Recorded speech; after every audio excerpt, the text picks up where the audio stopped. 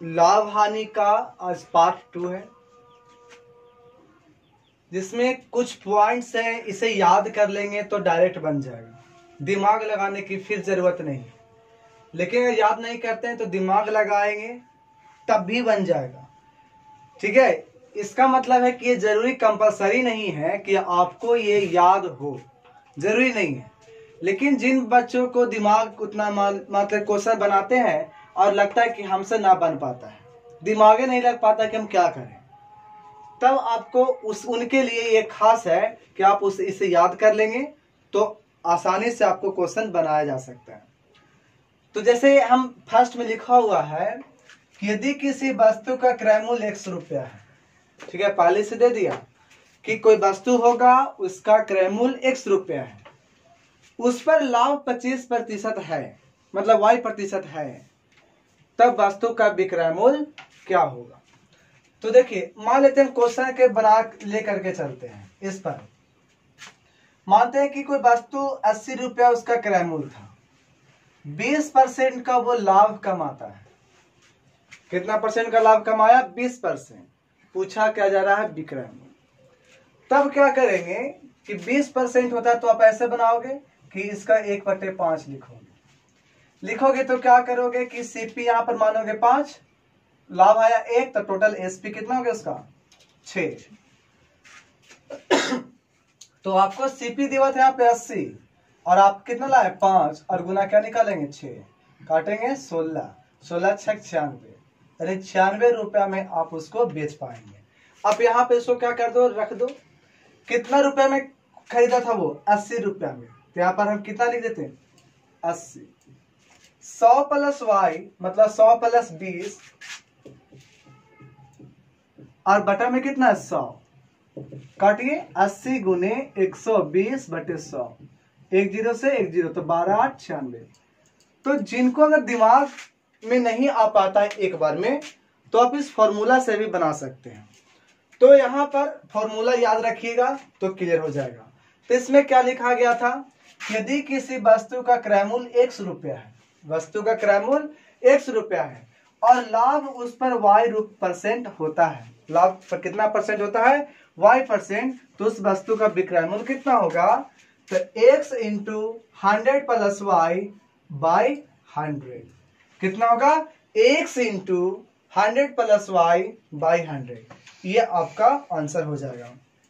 उसी प्रकार से नेक्स्ट में है, यदि किसी वस्तु का विक्रय मूल्य, वहां पर क्रय मूल्य 100 रुपया था, तब यहाँ 50 था, ठीक है, तब का फॉर्मूला ये था। लेकिन जब विक्रय मूल्य 100 रुपया है और लाभ आपको कितना हो रहा है? y% का, तब उस वस्तु का क्रय मूल्य कितना होगा? तो दोनों के गुना करना है, 100 इंटू एक्स और नीचे में क्या होगा? 100 प्लस y।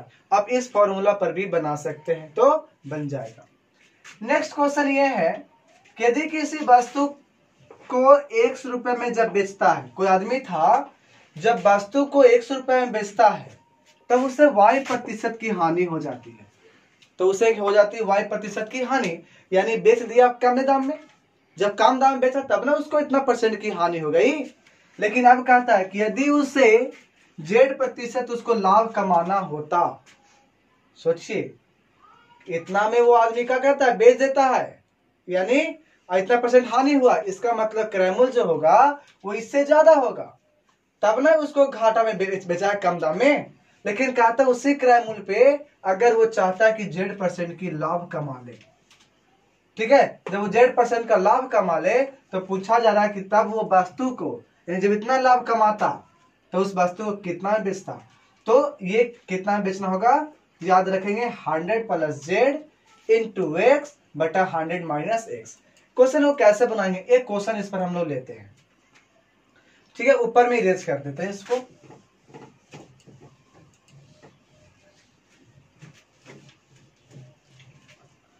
मान लिया जाए कि कोई वस्तु कितना में खरीदा था उसे नहीं पता, लेकिन कितना बेच रहा है वो पता है। मान लिया कि 80 रुपया में वो बेच देता है फर्स्ट केस में, और तब उसे हानि हो जाती है 20% हानि।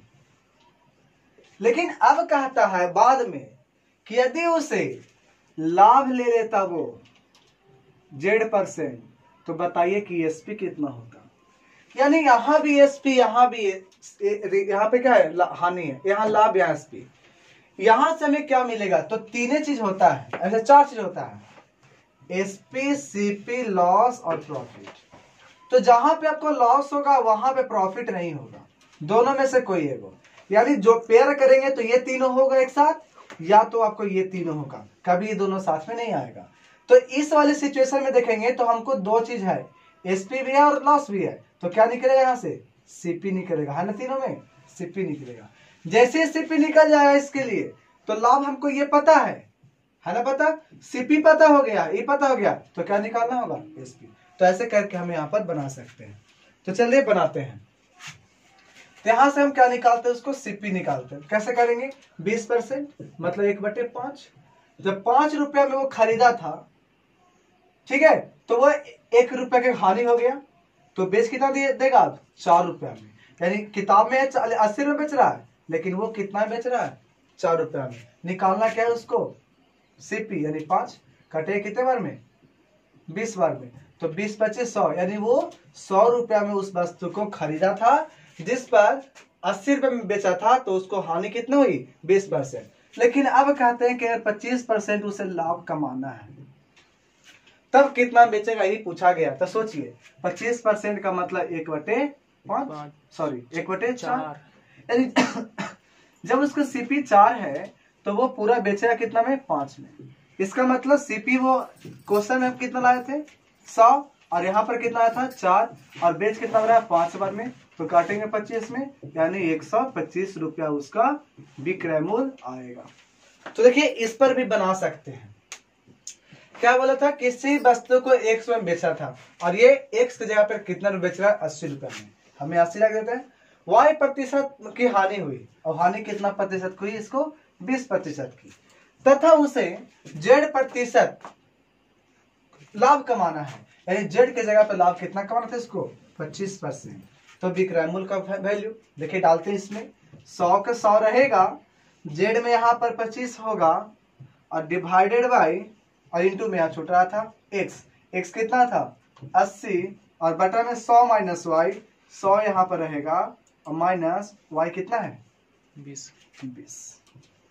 तो देखिए करिए, 100 प्लस 25 125, और गुने 80, और नीचे में 100 माइनस 20 गया तो 80, कट गया, कितना गया, 125।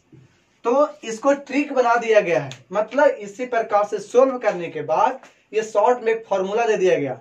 किस फॉर्मूले पे अगर इस टाइप के क्वेश्चन को रखेंगे तो आसानी से वो बनाया जा सकता है, ठीक है। तो देखिए ऐसे ही बनाए तो भी हमारा 125 में लास्ट में बेचना हुआ, और जब हम इसको फॉर्मूला पे रखकर बनाए तो भी इसको कितना बेचना होगा, 125 रुपया में। तो डायरेक्ट बनाना होगा, तो इस फॉर्मूले को याद रखेंगे कि अगर पहले किसी वस्तु को x में बेचता था तो y% की हानि हुई, और जब उसे z% की लाभ कमाना था तब वस्तु को कितना में बेचना होगा उसे, तो 100 plus z into x by 100 minus y।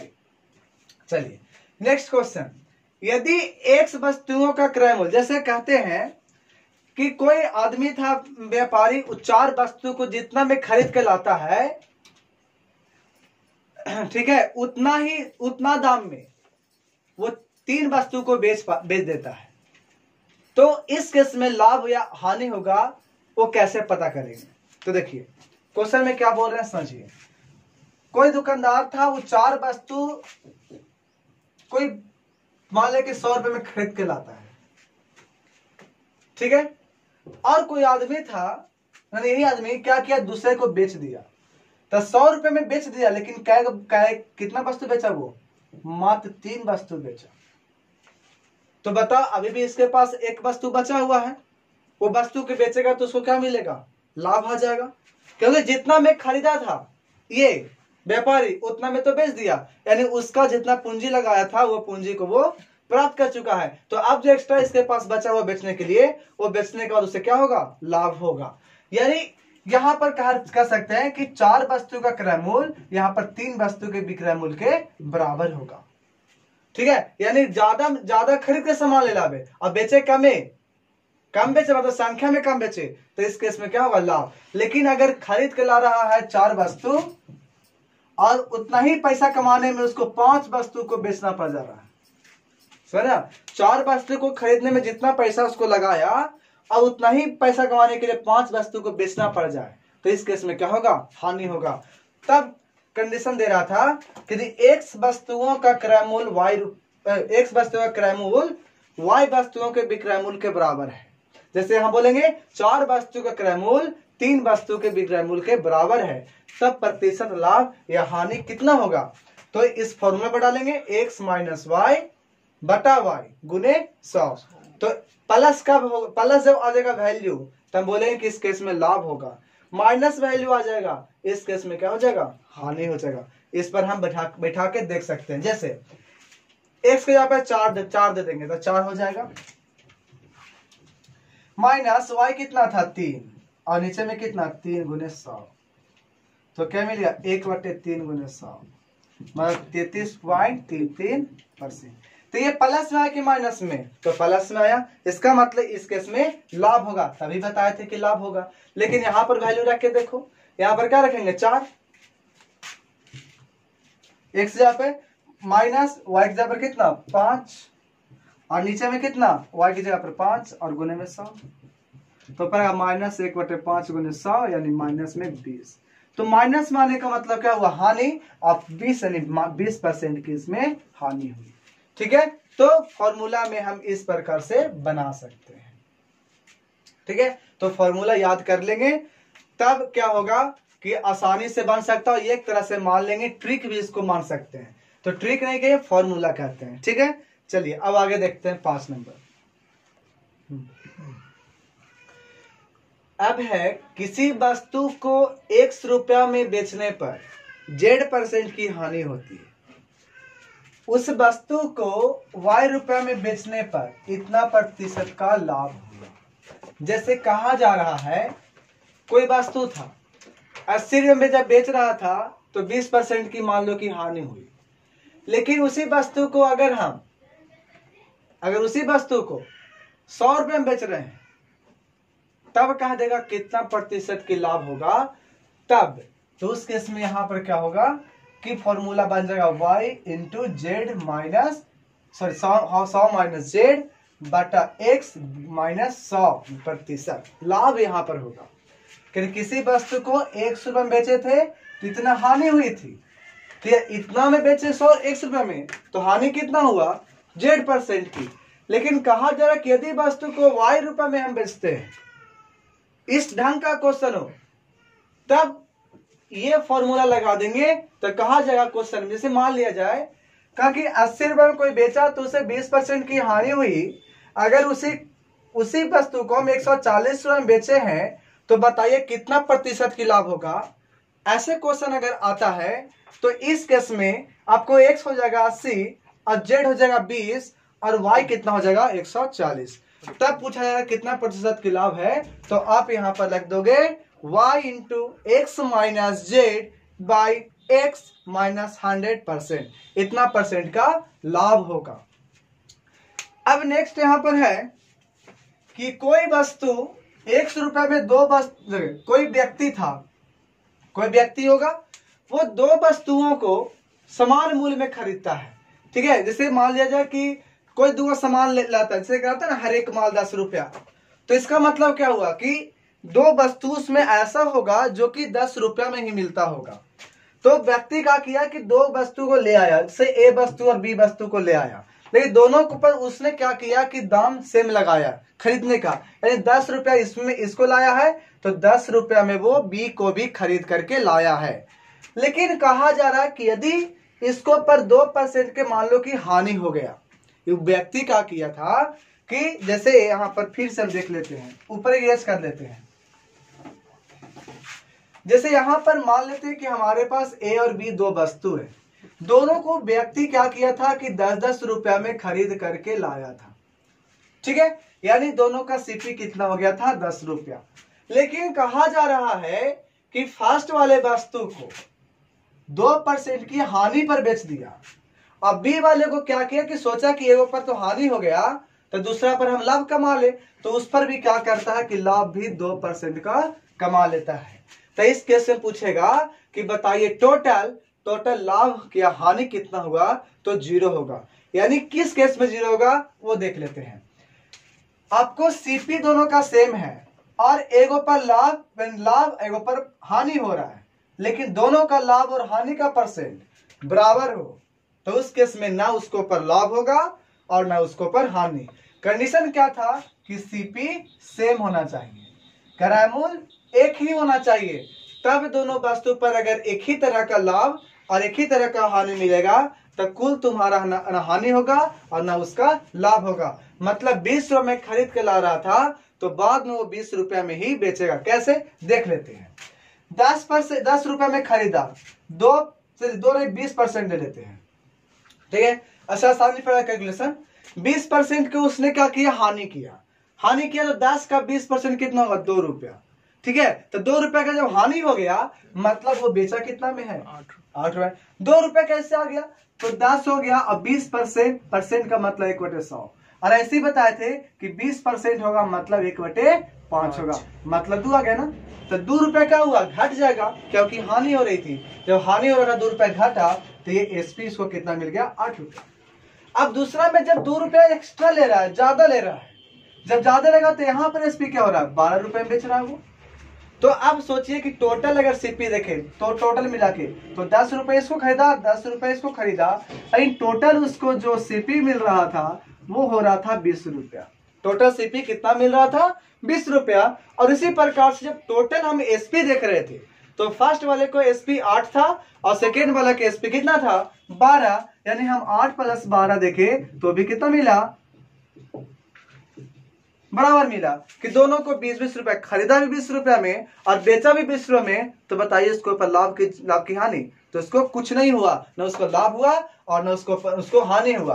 तो इस केस में बोलेंगे कि लाभ प्रतिशत या तो हानि प्रतिशत कितना होती है, 0 होती है।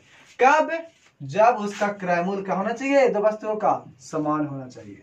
अगर विक्रयमूल्य समान हो तब उसे हानि होगी, ठीक है। कैसे देख लेते हैं।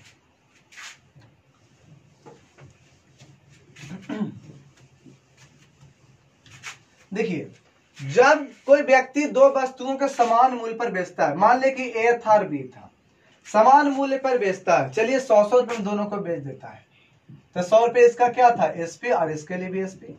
यानी कुल अगर हम लोग विक्रय मूल्य की बात करें तो कुल विक्रय मूल्य उसका कितना हो जाएगा, तो 200 हो जाएगा, क्योंकि 100 रुपए में इसको बेच दिया, 100 रुपए में इसको बेच दिया। लेकिन कहता है कि जो बेचा था वो एक ऊपर X% का लाभ लिया था।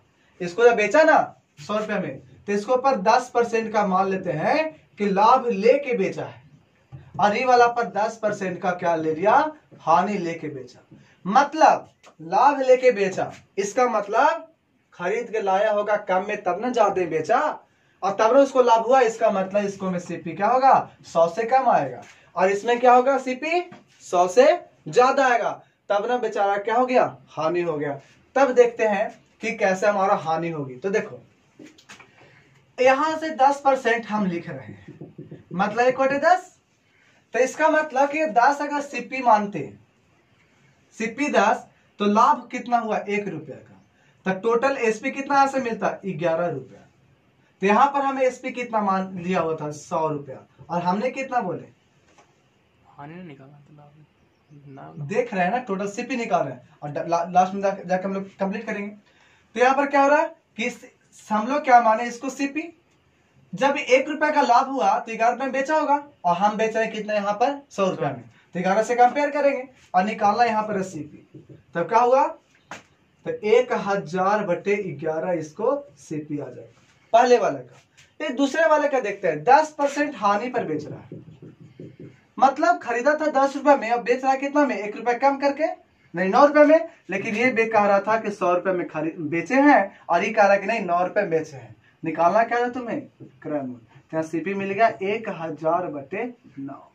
तो बताइए दोनों में बड़ा कौन है, बड़ा नहीं, दोनों को बड़ा जोड़ना है, क्योंकि टोटल हम लोग विक्रय मूल्य निकाल चुके हैं। टोटल अगर हम लोग क्रय मूल्य निकालते हैं तो दोनों के जोड़ेंगे, तो दोनों के जोड़ते 1000 बटे 11 प्लस 1000 बटे 9, यहाँ 1000 कॉमन ले लीजिए, तो यहाँ से बचेगा कितना 9 ऊपर में, यहाँ 11 बटे कितना 99, तो यहाँ से आएगा 1000 और गुने 20 बटे 99, मतलब कितना 20,000 बटे 99। अगर इसको हम लोग 100 लगभग मान लेते हैं तब आपको यहां पर आता कितना 200, 100 मानते तब, लेकिन नीचे में 100 से क्या है कम है, और जब कम है तो वैल्यू पूरा क्या हो जाएगा 200 से ज्यादा हो जाएगा, ठीक है, क्योंकि यहाँ पर नीचे में वैल्यू क्या है कम है, तो पूरा वैल्यू क्या होगा 200 से ज्यादा। तो यहाँ पर हम देख रहे थे कि सीपी हमारा ज्यादा हो रहा है 200 से, और टोटल हमारा बिक्रैमुल कितना मिल रहा था 200, तो बिक्रैमुल यहाँ पर क्या हो गया छोटा हो गया क्रैमुल से, तो इस केस में क्या होता है हानि होता है।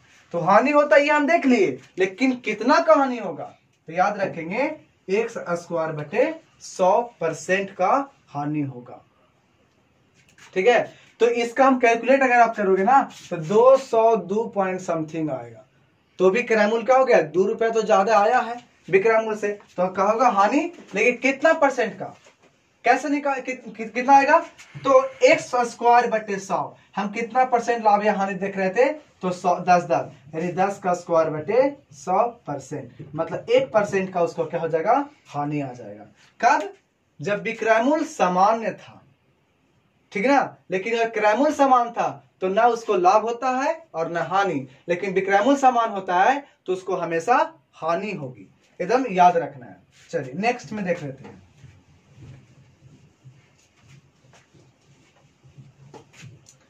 कहते यदि कोई वस्तु 100 रुपया में y वस्तुओं को खरीदता है, जैसे कहा जाए कि 5 रुपया में कोई व्यक्ति 4 वस्तु को खरीद के लाता है ना, 100 रुपया में 5 वस्तुओं को खरीदता है, लेकिन कहता y रुपया में 1 वस्तु की दर से बेच देता है, मतलब कि 5 रुपया में 4 वस्तु खरीदा था, लेकिन अब क्या कह रहा है कि क्या किया आदमी कि 4 रुपया में ही 5 वस्तु को बेच देता है।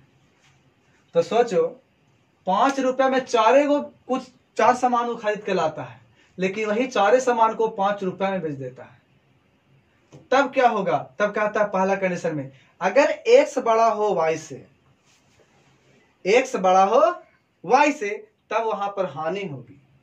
कैसे हानि होगी, तो सोचिए 5 रुपए में 4 सामान लाता है, लेकिन वो ज्यादा पैसे लगाया और सामान कम ला रहा है, लेकिन यहां से कम पैसा में ही ज्यादा सामान को बेचेगा, तो क्या होगा यहाँ पर हानि होगी, यहीं से बचा रहा है। और जब हानि होगी तो कितना हानि होगी, तो याद रखेंगे x square minus y square बटे x स्क्वायर कितना होगा 25 माइनस वाई स्क्वायर 16, और नीचे में x स्क्वायर यानी 25 गुने 100, यहां से 9 आ जाएगा, यहां से करें 4 यानी 36% की उसे हानि होगी।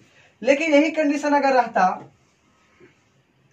कि 4 रुपया में वो 5 वस्तु को खरीद के लाता है, तो कम पैसा में ज्यादा सामान ला रहा है, और यही कह रहा कि 5 रुपया में अगर वो 4 सामान बेचे, यानी ज्यादा पैसा भी ले और सामान भी कम बेचे, तो इस केस में क्या उसको लाभ होगा, और लाभ कितना होगा, तो ये तो हमारा क्या हो गया y ना, और x, तो यहाँ पर y क्या हो गया बड़ा, और जब बड़ा होता है y यानी x छोटा है y से, तब प्रतिशत लाभ निकलेगा, और वो कितना होगा y square minus x square और बटा में x स्क्वायर, और गुने में कितना 100, 5 25 में से 16 जाएगा, तो और यहाँ चाचाओं का 16 गुने 100, कोई दिक्कत, तो ये था। चलिए अब हम लोग फिर से अभी देखते हैं आगे, नेक्स्ट में देखते हैं, चलते आगे। देखिए 9 नंबर में बताए थे ना पिछले लेक्चर में कि कभी भी बट्टा निकलेगा वो हमेशा अंकित मूल पर ही निकलेगा, ये नहीं कि विक्रय मूल पर निकलेगा, ठीक है। तो लिखो बट्टा सदैव हमेशा अंकित मूल पर ही दिया जाता है। तो विक्रय मूल का फॉर्मूला कितना होगा, तो जितना अंकित रहेगा, अंकित मूल रहेगा मतलब जितना भी प्रिंट किया हुआ रहता है उसको में से बट्टा कितना % छूट दिया उसको घटा देंगे, तो हमारा क्या मिल जाएगा उसका विक्रय मूल, ठीक है। जैसे यहाँ पर मार्केट प्राइस यहाँ पर लिखा हुआ था, उस पर हम डिस्काउंट दे दिए, ठीक है, और तब यहाँ से क्या मिलेगा एसपी, तो अगर हमें एसपी निकालना होगा तो मार्केट प्राइस में से डिस्काउंट को घटाना पड़ेगा, तो हमें क्या मिलेगा, एसपी यानी विक्रय मूल्य। तो विक्रय मूल्य का फॉर्मूला होगा अंकित मूल्य माइनस बट्टा। अब आगे, किसी वस्तु का अंकित मूल्य ज्ञात होने पर, यानी फर्स्ट में क्या था, अंकित मूल्य ज्ञात था फर्स्ट में भी और बट्टा भी ज्ञात था, लेकिन हमको फर्स्ट में विक्रय मूल्य निकालना था, तब फॉर्मूला मिला अंकित मूल्य माइनस बट्टा। लेकिन यहां पर भी क्या है, कहा जरा कि अंकित मूल्य ज्ञात होने पर x% के बट्टा दिया, फिर से क्या आप कितना दे दिए, y% की बट्टा। मतलब उसमें हम बट्टा दिए थे बस एक बट्टा दिए थे, लेकिन इसमें बट्टा कितने बार दिया जा रहा है, तो इसमें बट्टा 2 बार दिया जा रहा है, पहले x% का और उसी पर y% का बट्टा दिया जा रहा है। तब पूछा जा रहा है कि इस केस में विक्रय मूल्य कितना होता, तो इस केस में विक्रय मूल्य का याद रखेंगे कि अंकित मूल्य इंटू 100 माइनस एगो बट्टा 100 इंटू और 100 माइनस दूसरा बट्टा बटे 100। याद रखेंगे कि अंकित मूल्य गुने 100 माइनस x बटे 100 और गुने 100 माइनस y बटे 100। कब है ये, जब बट्टा 2 बटे दिया जाए और तब उसमें विक्रय मूल्य निकालना होगा तब का। थर्ड में है किसी वस्तु का अंकित मूल्य विक्रय मूल्य तथा 1 बट्टा दिया हो, ठीक है, यानी अंकित मूल्य मार्केट प्राइस भी दिया हुआ है, एसपी भी दिया हुआ है और एक डिस्काउंट यानी D1 दिया हुआ है। तो D2 पूछ देगा कि दूसरा बट्टा कितना था, तो अंतर गुने 100 और बटे पहला बट्टा देने पर विक्रय मूल्य। यानी सोचिए कि मार्केट प्राइस अगर 100 होता, 100 होने के बाद इसमें 20% की बट्टा दिया जाए, डिस्काउंट दिया जाए, तो हमारा एसपी कितना हो जाएगा, 80 हो जाएगा ना, क्योंकि मार्केट प्राइस पे 20 रुपए का हमने क्या कर दिया, छूट दे दिया, तो अब कितना बेचेगा, 80 रुपए में। और यही है पहला बट्टा देने के बाद विक्रय मूल्य, पहला बट्टा देने के बाद। अब इसी में सोचे कि दूसरा बट्टा कितना है वो हमको नहीं पता, लेकिन हमको लास्ट में जो बेचा है, और लास्ट में मान ले कि बेचे हैं कितना, 64 रुपया में। ये कहा हो गया एसपी, और एसपी कब का है, दोनों बट्टा देने के बाद का है। तो दोनों बट्टा देने के बाद हमारा एसपी कितना है, 64। तब हम जब अंतर निकालते हैं तो अंतर में दिया हुआ कि अंतर कहते किसको है, तो कौन से अंतर यहाँ पे लिखना है, तो दोनों बट्टा देने के बाद विक्रय मूल्य। तो ये भी बट्टा दे दिए और ये भी बट्टा कुछ दे दिया था दूसरा बट्टा, और तब लास्ट में हमारा एसपी कितना मिला, 64। तो ये हो जाएगा 64 माइनस पहले बट्टे के बाद का विक्रय मूल्य। तो पहला बट्टा देने के बाद विक्रय मूल्य कितना था, 80, यानी ये वाला क्या होगा, 80। ठीक है, अब ये अंतर यहां पर लेंगे तो अंतर कितना का जाएगा, 16 का अंतर। इधर की माइनस प्लस करना है, जो बड़ा होगा उसी में से घटाना, तो कितना मिल जाएगा, तो 16 यहां पर मिल जाएगा। तो यहां पर होगा अंतर में 16 और गुना 100 लिख देते, और बट्टा में पहला बट्टा देने के बाद विक्रय मूल्य, तो पहला बट्टा देने के बाद विक्रय मूल्य कितना था, 80। कटेगा कितने बार में, 16 × 80, यानी यहाँ पर 20। तो 20 रुपया 20% दूसरा बट्टा होगा।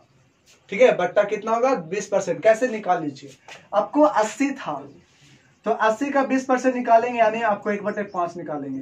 तो क्या रुपया बट्टा दिए हैं, 16 रुपया। 16 रुपया बट्टा दिए, यानी 80 में 16 घटाएंगे तो आपको एसपी कितना रहेगा, 64। आ गया कि नहीं, ठीक है। याद रखना है कि किसी वस्तु का अंकित मूल्य, विक्रय मूल्य मतलब लास्ट का विक्रय मूल्य दोनों बट्टा के बाद और 1 बट्टा दिया रहे, तब दूसरा बट्टा का फॉर्मूला आता है अंतर गुना 100 बटे पहले बट्टे का विक्रय मूल्य। ठीक है, चलिए नेक्स्ट है,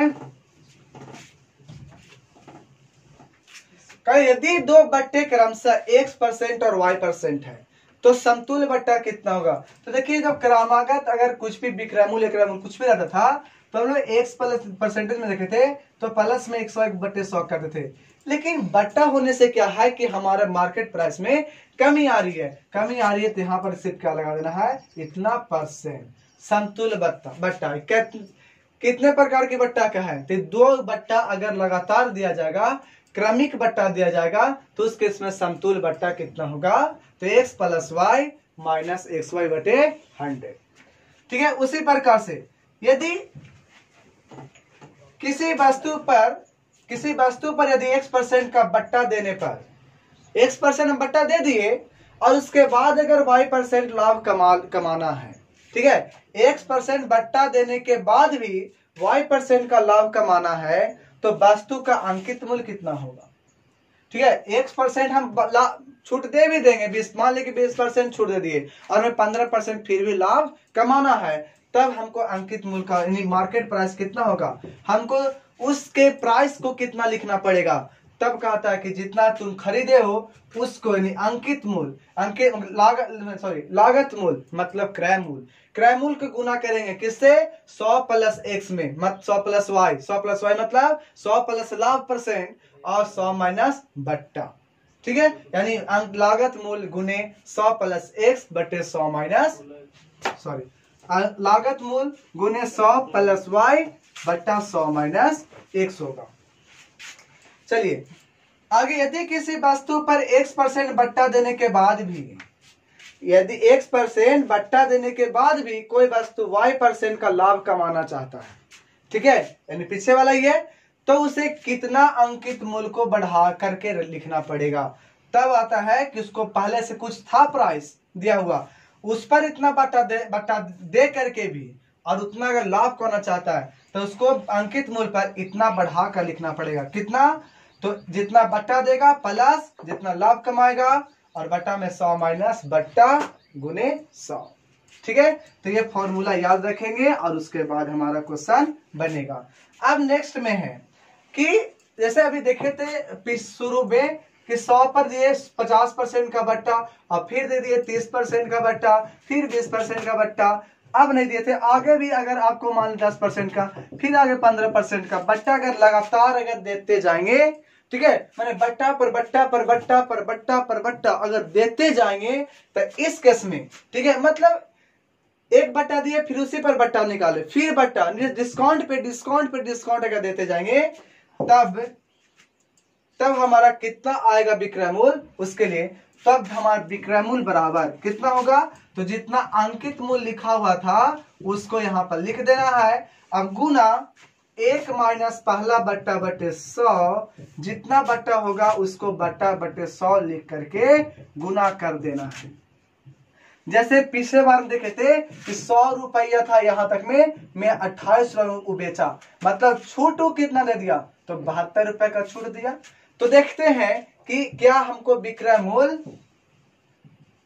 28 रुपया डायरेक्ट आता है यहां तक का। अगर आता है तो मतलब ये फॉर्मूला सही है।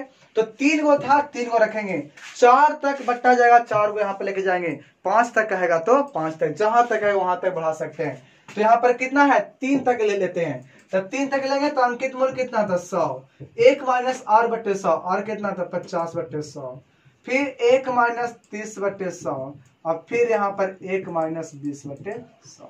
चलते हैं 100, ये कितना होगा 2 कटेगा कटेगा, मतलब यहाँ पर 2 यहाँ पर यानी कितना बचेगा 1 बटे 2 है ना, 2 माइनस 1 बटे 2 इंटू यहाँ पर कितना होगा 10, 10 में से 3 जाएगा तो 7 बटे 10 गुने यहाँ पर 5, 5 में से 1 जाएगा तो 4 बटे 5 कटेगा, 1 0 से 1 0, 5 दूना 10 कट गया, कितना बचा 7 28। बताइए 28% था उसका, 28 रुपया बिक रहा है था ना, तो छूट कितना दिया था 72। तो आपको क्या करना है कि अब इसके बाद जो भी इस चैप्टर में क्वेश्चन होगा वो सारे क्वेश्चन अब आपसे बनेंगे। ठीक है, तो आपको क्या करना है, इसे 1 बार 2 बार 3 बार जब तक याद ना हो जाए बार बार इसी को रिपीट करिएगा। तो बार बार अगर लेक्चर को देखने से याद हो जाएगा, याद हो जाने के बाद क्वेश्चन बन जाएगा। तो पॉलिटेक्निक में अगर आप लोगों को रिजल्ट लाना है, ठीक है, फिजिक्स केमिस्ट्री और मैथ 30-30 मार्क्स का होता है, मतलब 30-30 क्वेश्चन होता है, प्रत्येक क्वेश्चन 5 मार्क्स का होता है, 5 नंबर का, जिसमें से कोई भी नेगेटिव मार्किंग नहीं है।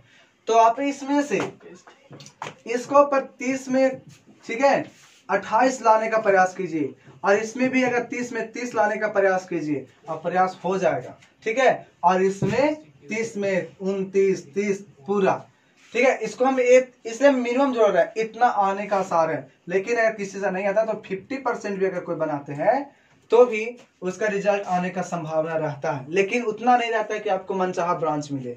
ठीक है, वो कैटेगरी वाले को उतना बनाएगा तो आ सकता है, लेकिन पूरा पूरा कंफर्म इस पर नहीं ले सकते हैं। ठीक है, तो अगर अच्छा रिजल्ट आए तो सब में 25 के ऊपर लाए तो 25 दिए 75 क्वेश्चन, तो 75 क्वेश्चन अगर बन जाएगा सही सही तीनों से मिला करके तो आपको ब्रांच मिल सकता है। ठीक है, तो इस पर मेहनत करिए और इसको नहीं, जब तक याद नहीं होता तब तक इसको याद करना है, बार बार देखना है।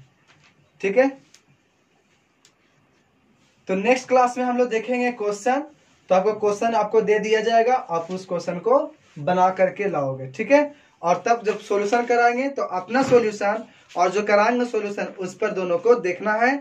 ठीक है, और जो अच्छा सॉल्यूशन लगे उसको अडॉप्ट करना है। ये ना कि अगर हम ज्यादा लंबा बनाए तो आप लंबे को ही देखते रहें कि ज्यादा बड़ा कोई, ये नहीं, जो शॉर्टकट बनेगा उसी पर ध्यान देना है। ठीक है, खत्म।